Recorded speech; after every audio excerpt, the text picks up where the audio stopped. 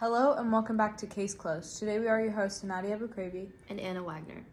In this episode, we are going to discuss the Watts family murders case. Before the case took a dark turn, the Watts family appeared to be living a normal suburban life in Frederick, Colorado. The family consisted of a husband and wife, along with their 2 young daughters and another child on the way. From the outside, everything seemed stable. Chris worked, Shannon was active on social media and involved in her business, and the family often shared moments of their daily life. But behind that image, serious issues were beginning to build. Chris Watts had been having an affair with the co-worker, Nicole Kessinger, who believed he was in the process of separating from his wife. At the same time, tensions in the marriage were increasing, especially as Shannon was pregnant with their 3rd child. Shannon Watts was 15 weeks pregnant with a baby boy they had already named Nico. The couple also had 2 daughters, 4-year-old Bella Watts and 3-year-old Celeste Watts. On August 13th, Shannon returned home around 2 a.m. from a business trip.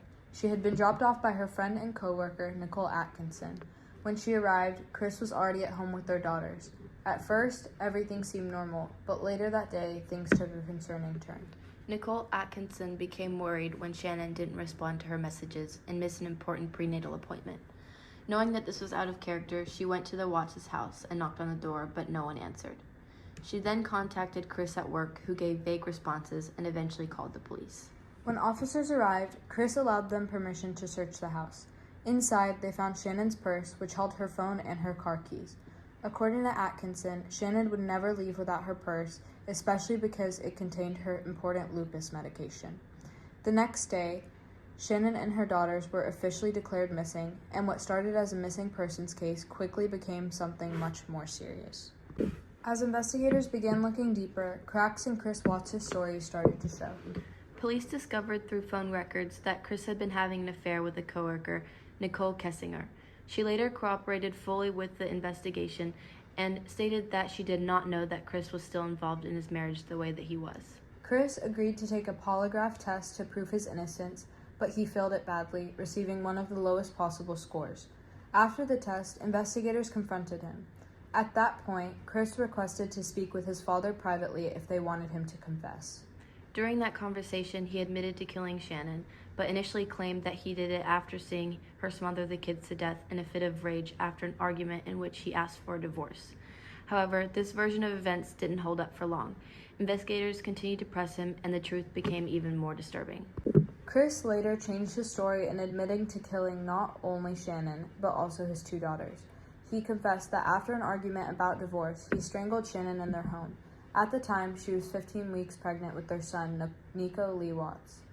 He then attempted to move her body down the stairs, but during this, Bella and Celeste woke up from their sleep and saw what was happening. Instead of stopping, Chris made the decision to kill them as well. He later admitted that he suffocated each of his daughters individually with the blanket he found in his truck. After the murders, he had transported all 3 bodies to a remote site where he worked. Shannon was buried in a shallow grave, while the bodies of the 2 young girls were hidden in oil tanks. For several days, he continued to act as if nothing happened, even speaking publicly and asking for his family to return home safely. On August 16th, Chris finally revealed the location of the bodies to the police, leading to their recovery. He was arrested and charged with a handful of crimes, including several counts of first-degree murder, unlawful termination of pregnancy, and tampering with human remains. Because Bella and Celeste were under the age of 12, the charges against him were even more severe.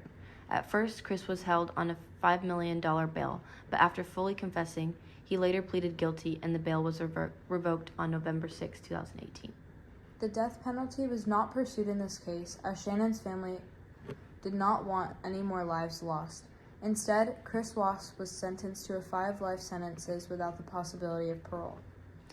He is currently serving those sentences in a maximum security prison in Wisconsin.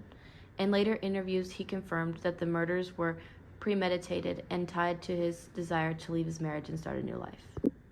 The Watts family case is one of the most shocking examples of how someone can hide their true intentions behind what appears to be a normal life. What began as a missing persons case quickly turned into the tragic story of betrayal, manipulation, and loss. Shannon, Bella, Celeste, and Nico lost their lives in a crime that continues to impact people to this day. Even years later, the case serves as a reminder that not everything is as it seems, and that sometimes the truth is far darker than anyone expects. Thank you for listening, and stay tuned for the next episode.